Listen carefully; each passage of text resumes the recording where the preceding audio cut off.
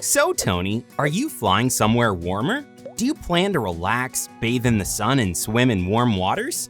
Awesome! Oh, here come the drinks! What a cute flight attendant, right?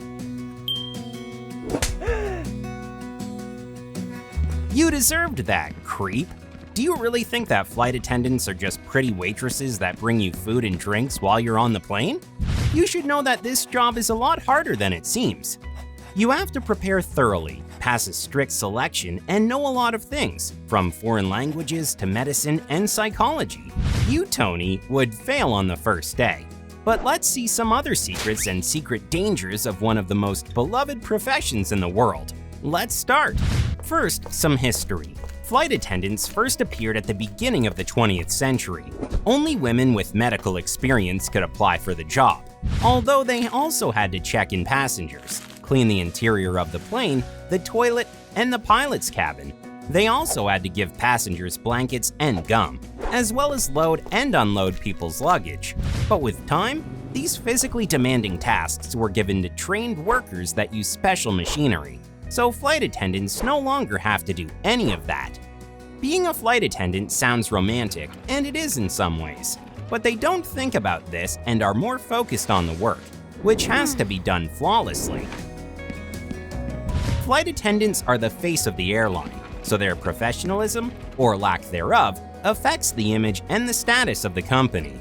Nowadays, flight attendants have to check all the safety and emergency equipment. They also have to meet the passengers, check their boarding passes, and help them find their seats in the cabin. On top of that, they get passengers ready for the flight, explaining them the safety procedures and showing them the emergency exits. They also control the situation on the plane, preventing and solving any possible conflicts.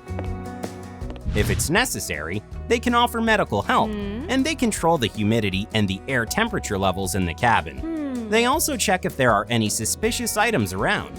Finally, they give out food, drinks, and say goodbye to the passengers at the end of the flight.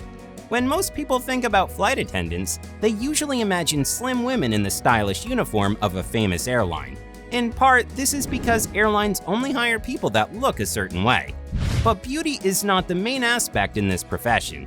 Apart from that, flight attendants have to have a high tolerance for stress, strong interpersonal skills, mental and physical strength. They must also be discreet and keep their composure. On top of that, they must have good eyesight and hearing, fast reflexes, good articulation, and a pleasant voice. People can study to learn some of these skills, but if you're not cut out for it, you will have a really hard time. Airlines hold special courses to train their future workers. And believe us when we say that if you want to give it a try, you'll have to put in a lot of effort. Apart from learning how to walk to and help passengers, you will have to learn how to offer medical and psychological help.